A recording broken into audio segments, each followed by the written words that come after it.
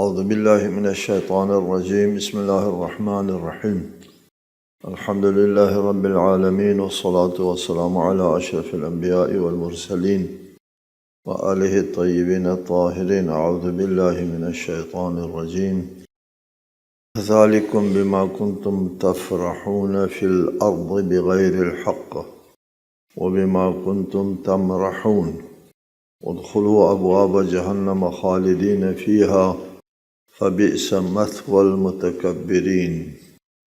سورۃ المومن آیت 75۔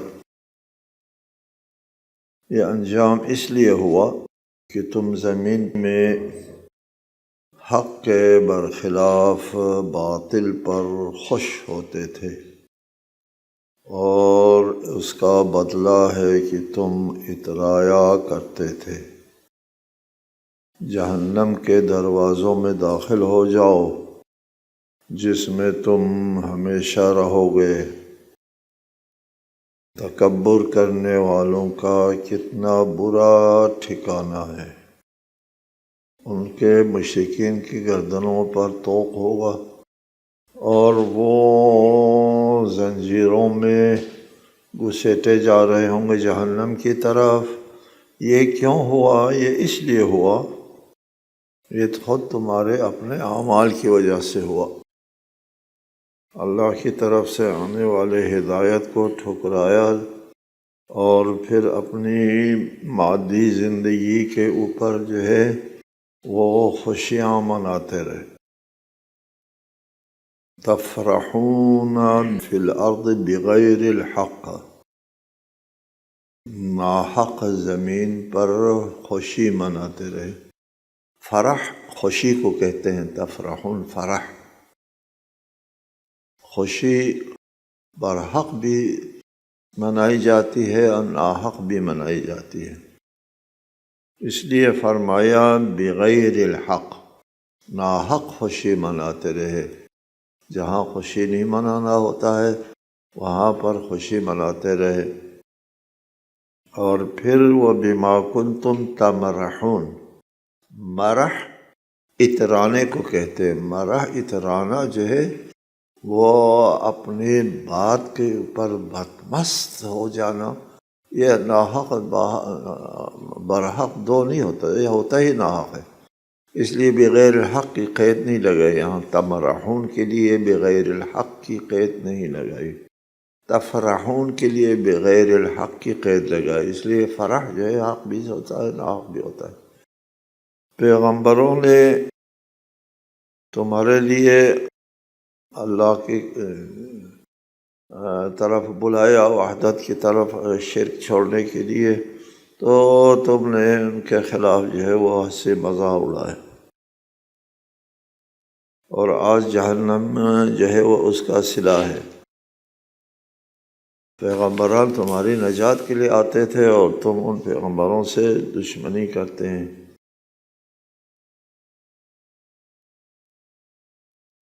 آگے فرمائے کہ یہ ان کا خوشی منانا اور اترانا ان کی تکبر کی وجہ سے تھا، اور وہ اپنے آپ کو بہت بڑا سمجھتے تھے پیغمبروں سے۔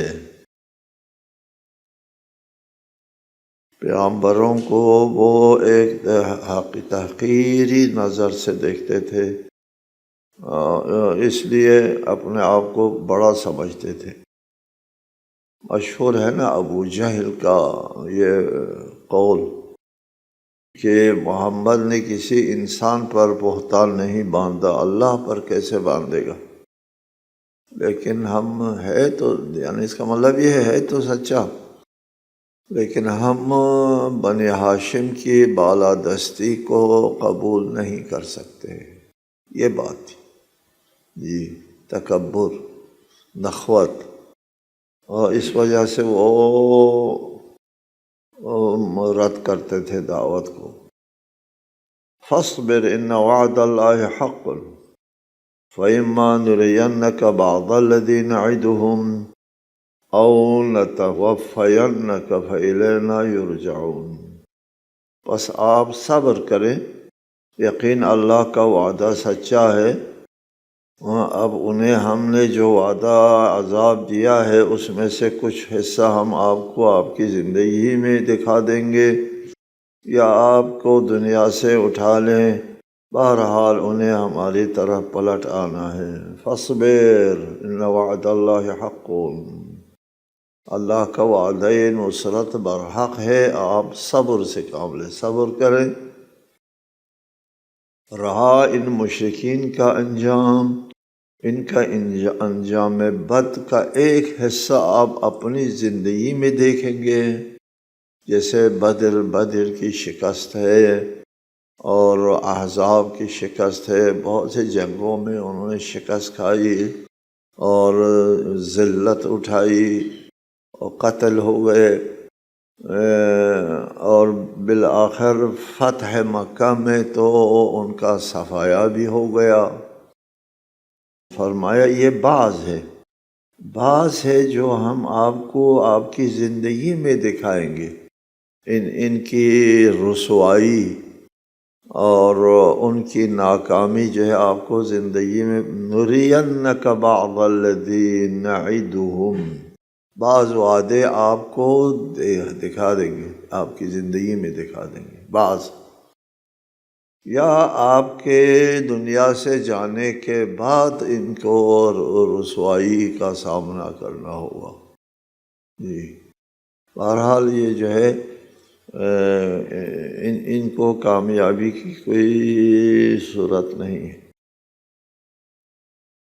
وَلَقَدْ أَرْسَلْنَا رُسُلًا مِّن قَبْلِكَ مِنْهُمْ مَنْ قَصَصْنَا عَلَيْكَ وَمِنْهُمْ مَنْ لَمْ نَقْصُصْ عَلَيْكَ وَمَا كَانَ لِرَسُولٍ أَن يَأْتِيَ بِآيَةٍ إِلَّا بِإِذْنِ اللَّهِ فَإِذَا جَاءَ أَمْرُ اللَّهِ قُضِيَ بِالْحَقِّ وَخَسِرَ هُنَالِكَ الْمُبْطِلُونَ۔ اور ہم نے آپ سے پہلے بہت سے رسول بھیجے ہیں، ان میں سے بعض کے حالات ہم نے آپ سے بیان کیے ہیں اور بعض کے حالات آپ سے بیان نہیں کیے، اور کسی پیغمبر کو یہ حق نہیں پہنچتا کہ وہ اللہ کے اذن کے بغیر کوئی معجزہ پیش کرے۔ پھر جب اللہ کا حکم آ گیا تو حق کے ساتھ فیصلہ کر دیا گیا، اور اس طرح اہل باطل خسارے میں پڑ گئے۔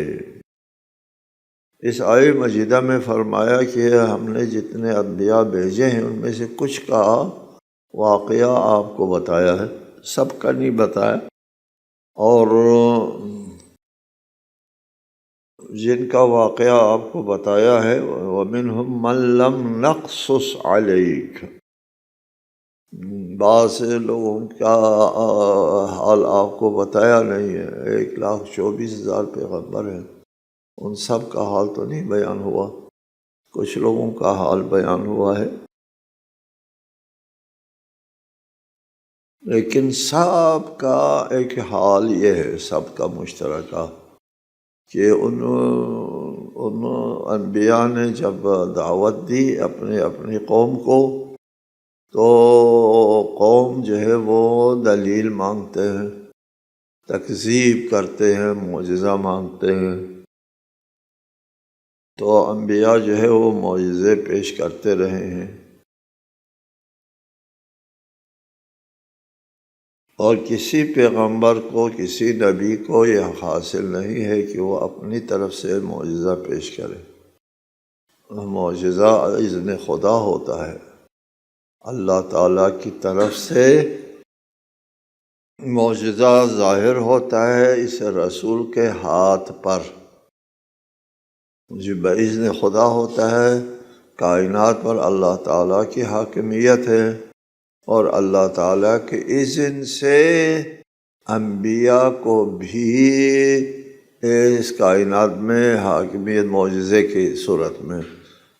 کی صورت میں انبیاء کو بھی ولایت تکوینی ہے، وہ باذن خدا معجزہ دکھا سکتے ہیں۔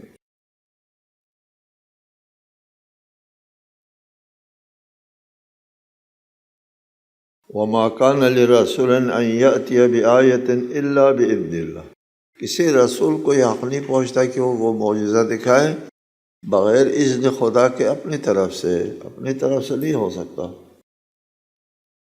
معجزہ کی بھی دو قسمیں ہیں۔ ایک معجزہ وہ ہے جو رسول کے مبعوث برسالت ہونے پر ایک دلیل ان کے ساتھ ہونا ہوتی ہے، معجزہ ساتھ ہونا ہوتا ہے۔ اس معجزے کے ذریعے وہ اپنی نبوت کا اعلان کرتے ہیں۔ حضرت موسیٰ کو معجزات دیے، کافی سارے معجزات دیے، اور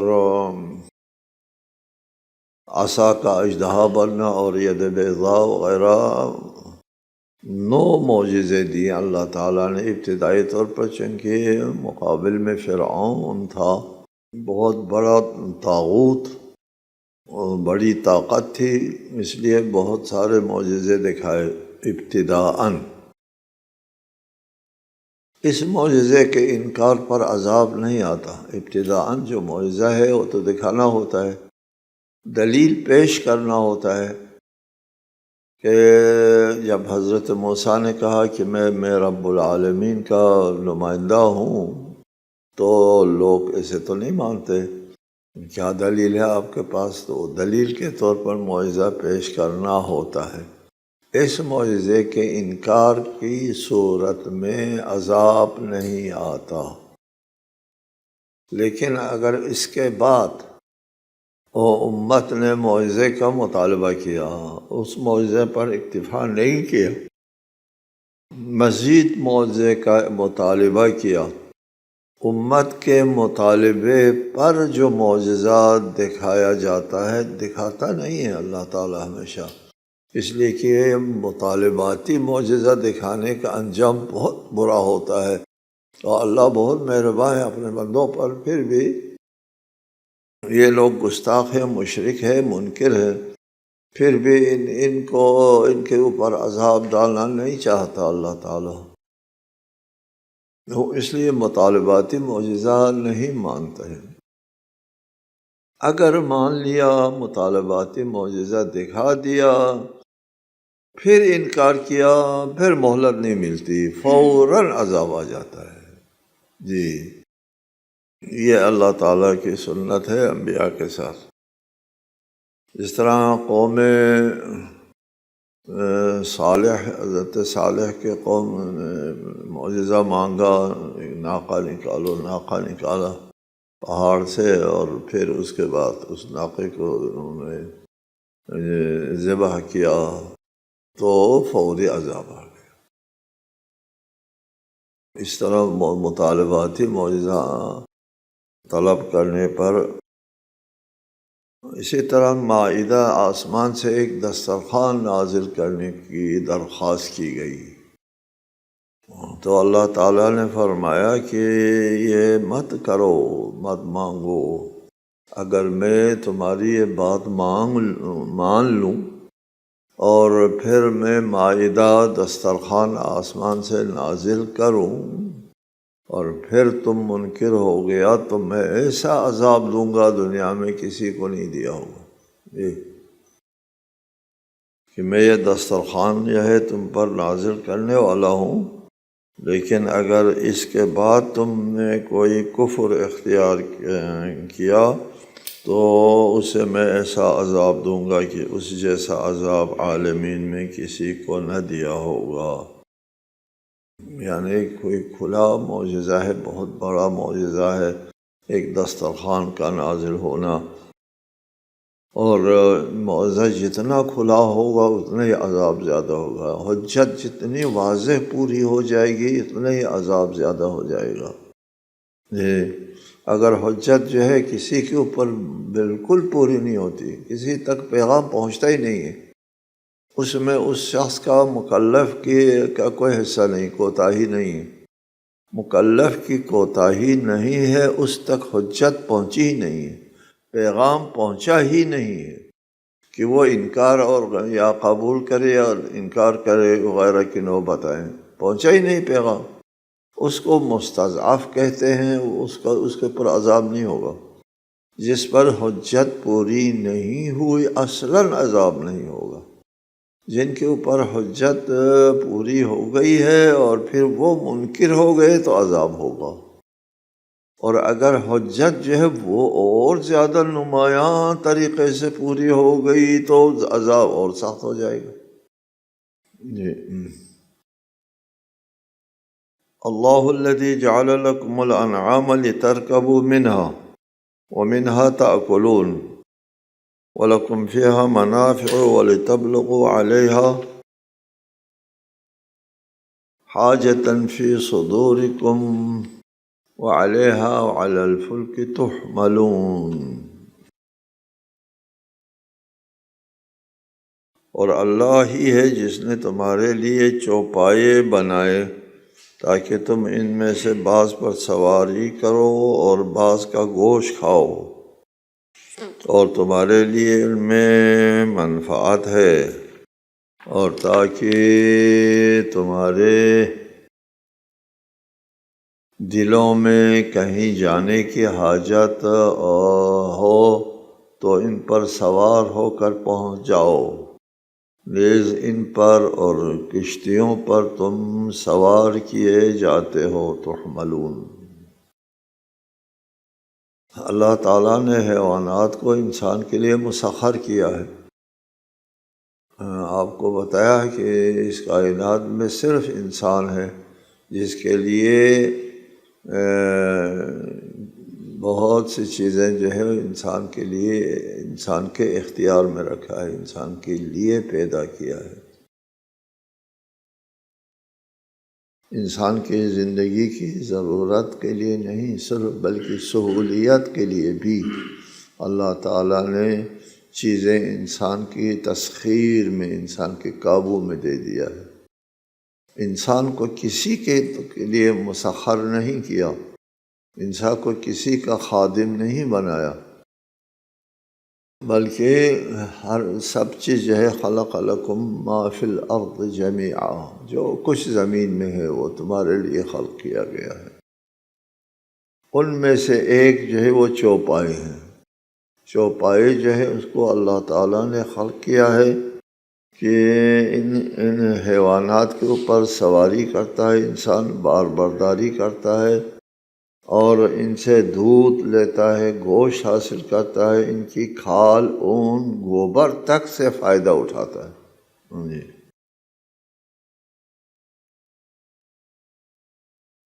مشرکین اگر ان حیوانات کو، آپ کو بتایا، مشرکین جو ہے وہ خالق اللہ کو سمجھتے ہیں۔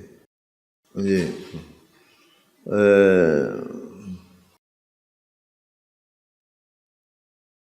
یہ بات مسلم ہے کہ مشرکین جو ہے وہ خالق اللہ کو سمجھتے تھے، اور مشرکین جن کا انبیاء علیہ السلام کے ساتھ مقابلہ رہا، ان مشرکین کا یہ عقیدہ تھا کہ خالق اللہ ہے، خالق اللہ ہے اور وہ ایک ہے، کئی خالق بھی نہیں ہے۔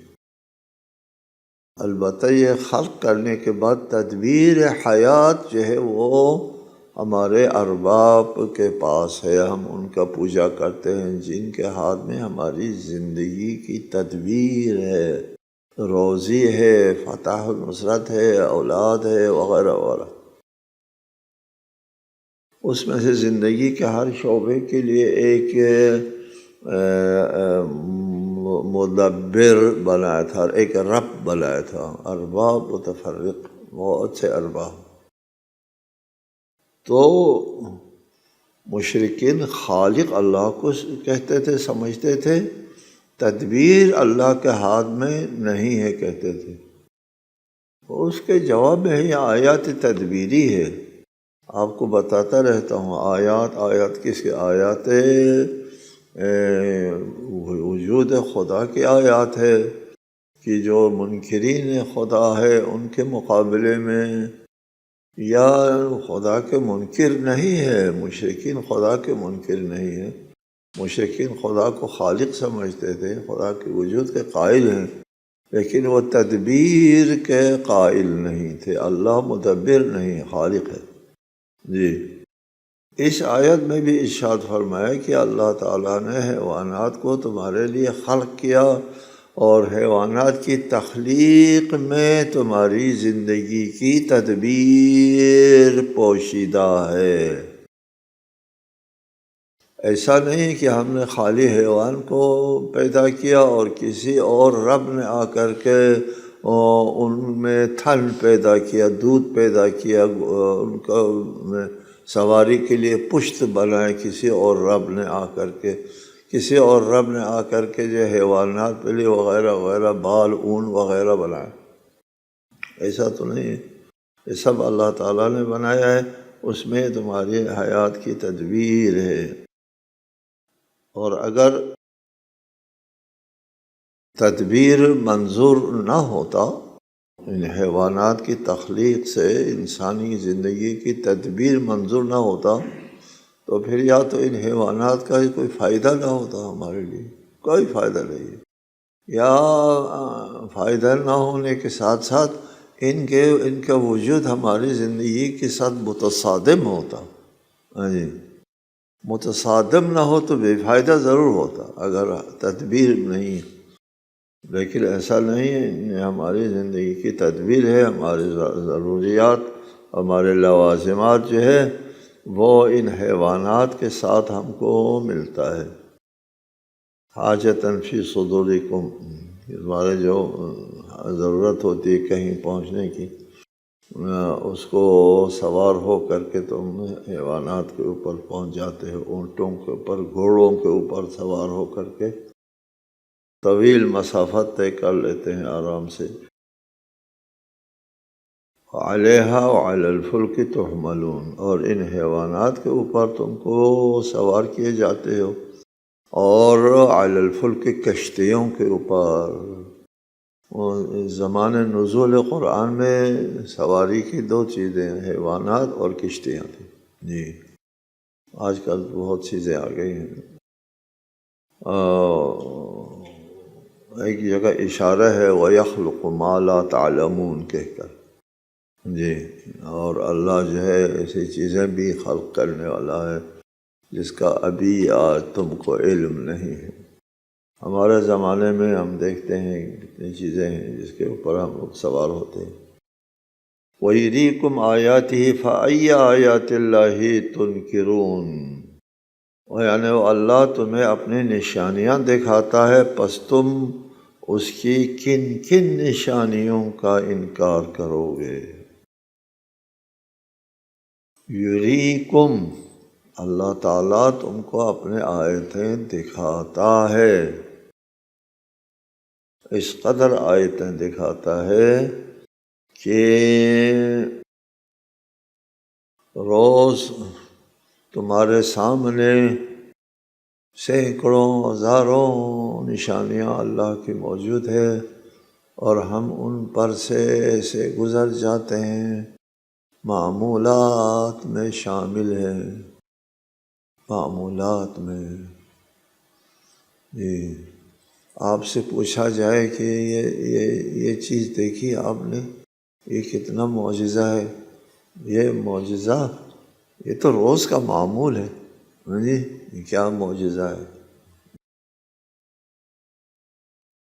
آپ کو چیزیں نظر آتی ہیں، جی آتی ہیں، نظر آتی ہیں، آنکھیں ہیں تو نظر آتی ہے، اور کیا، جی، تو اس پر کبھی غور کیا ہے؟ غور کرنے کی کیا ضرورت ہے؟ آنکھیں بند کرو نظر نہیں آتی ہے، کھولو نظر آتی ہے، بتاؤ اور کیا غور کرنا ہوتا ہے؟ جی،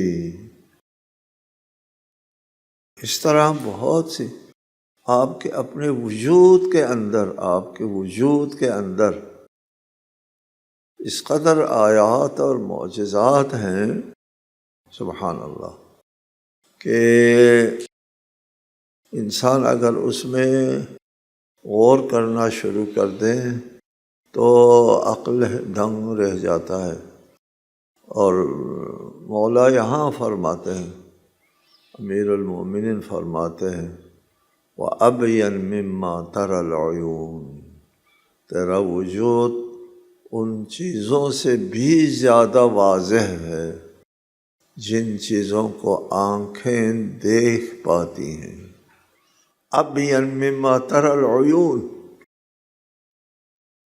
ہاں، مولا کے لیے اللہ تعالیٰ ابین زیادہ واضح ہے، یہ آنکھوں سے نظر آنے والی چیزوں سے زیادہ اللہ تعالیٰ کا وجود واضح ہے۔ یہ اللہ کے ایسے نشانیاں موجود ہیں۔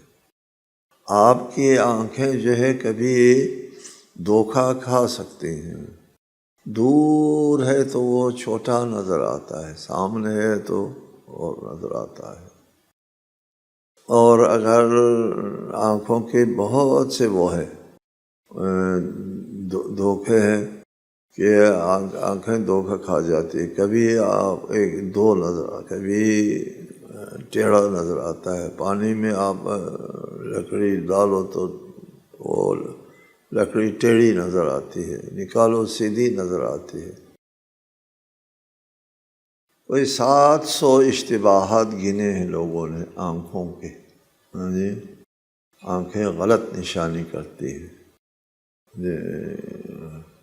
700۔ اور یہاں سے ایک نظریہ بھی بنا سفسطہ، یعنی انکار کہتے ہیں کہ یہ جو ہم کو نظر آتا ہے یہ نظروں کا دھوکہ ہے، حقیقت نہیں ہے، جی۔ لیکن اللہ تعالیٰ کے وجود جو ہے انسان کو سمجھ میں آتا ہے، اللہ کے مظاہر قدرت کو دیکھ کر وہ پھر ابین مما تری العیون وَيُرِيكُمْ آیاتہ، اللہ اپنے آیات تم کو دکھاتا ہے۔ فَأَيَّ آیاتِ اللہِ تُنْکِرُونَ، کس آیات کا انکار کرو گے؟ ان آیات کی طرف جاتے ہی نہیں ہیں، یہ اللہ ارائہ کرتا ہے، دکھاتا ہے، ہم دیکھتے ہی نہیں ہیں، آنکھیں بند کر کے اس کو معمولات زندگی پر لیتے ہیں اور بات ہے۔ لیکن اگر تھوڑا سا مطالعہ ہو جائے آپ کا تو آپ بھی کہہ اٹھے مولا سچ فرمایا، ابین مما تری العیون۔ افلم یسیروا فی الارض فینظروا کیف کان عاقبۃ الذین من قبلہم كانوا أكثر منهم وأشد قوة وآثارا في الأرض فما أغنى عنهم ما كانوا يكسبون۔ کیا وہ زمین میں چلے پھرے نہیں ہے کہ انہیں ان لوگوں کا انجام نظر آتا جو ان سے پہلے گزر چکے ہیں؟